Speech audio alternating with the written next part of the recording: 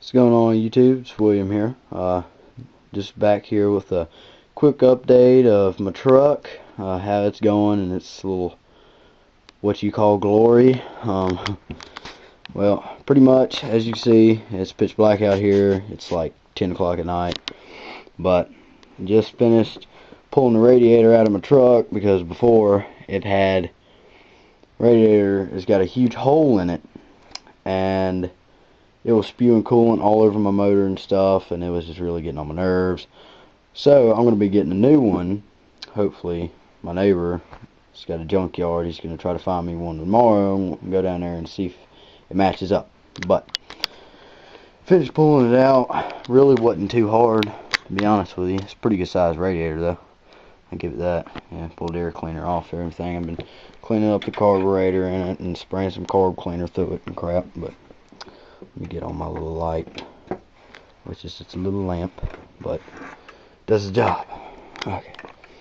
Now, fan shroud. I know basically you're kind of supposed to take these things off. It makes your life a whole lot easier, and it does when you're taking out your radiator. But my problem was I got the brackets off and everything, and the bolts undone up top, but I couldn't find the bottom bolts, and somebody had stapled both the bottom piece of the fan shroud and the top piece together. As you can see, them little staples and stuff, there should be bolts or screws or something going through there so you can take it out, because you know this whole top half is separate from the bottom half of it, and somebody stapled it and I couldn't get it loose, so I just said screw it. So what I did was I just took a screwdriver and pried it against the metal here and just pried it like yes, open, and just took my radiator out that way. So I mean it still works. Plus two bottom bolts that's in on this thing are like through, they're not at the very edge, they're like halfway in the middle of this thing, which is really a pain in the butt to try to get to with any kind of wrench because it's hard. So I just said screw it when I could just do that. But anyways, so it's really not hard. You just take off the top hose. It goes into your motor. Up top here, take it off. And well, first you want to drain your radiator of all the fluid. And as you see, I have it all over the ground. I tried to get most of it here, and that and that kind of spotty stuff that's in there. Well, that's tranny fluid too, and that's mostly tranny fluid. But that's where it comes out of your tranny fluid coolant system here, which is that pipe, and a little metal one straight down there. And yeah, you can see it all over down there. But it's got a separate little radiator over there for, you know, your oil coolant and stuff like that.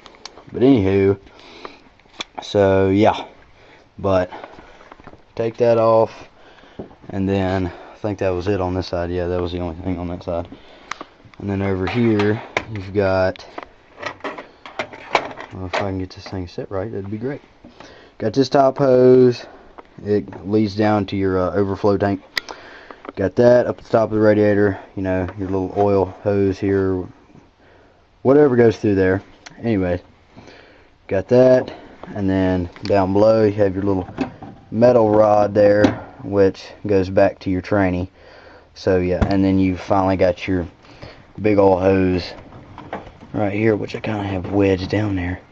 So, well, can't get it unwedged now, but you would be very surprised when you take that hose off how much coolant flows out of your motor. It's very, very surprising, because I took it off and I thought, since I drained the radiator completely out of fluid, you would think that it, you know, because I mean, you know there's still radiator fluid in the motor, but I didn't think it'd be that much. But sure enough, it's quite a bit, because my radiator had, like, literally, it was down probably in fluid. In fluid it probably only had about, well, no, I wouldn't, yeah, but that much in there. There was basically none in the radiator, and that's because I have a hole right up here somewhere. But anyways, and it basically just filled this tub up to about there, okay, and that was just on this side. and I pulled that bottom hose off my motor, and it just started gushing out, and I was like, okay, well, that's fine, you know, just gonna, you know, it's just gonna drip for a few minutes and then be done. Oh God, no, it just kept on flowing out like a damn river, I swear. So now I have this whole tub of radiator fluid and tranny fluid all mixed together, so, which it doesn't bother me because I wasn't reusing that fluid anyways, because it had a whole bunch of dirt cleaning out of that one.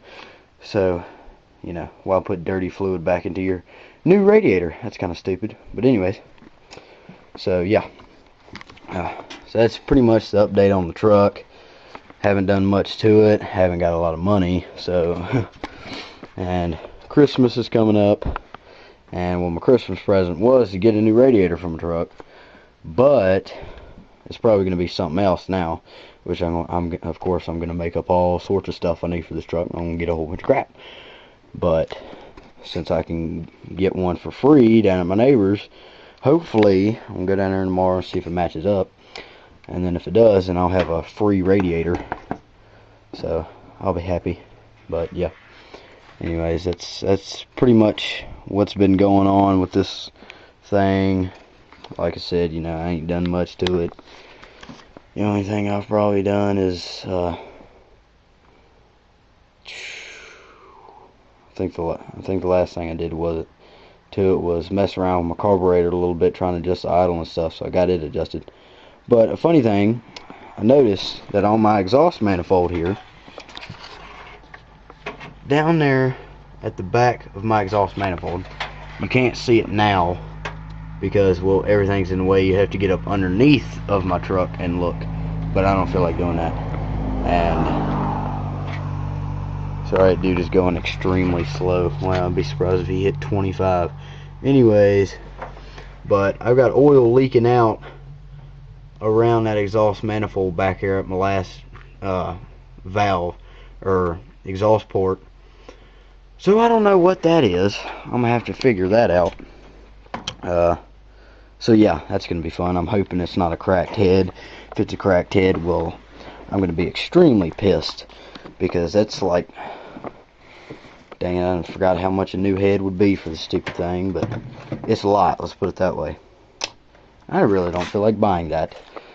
But anyways, figure that out, and that's pretty much it. So anyways, well, I'll catch y'all guys later.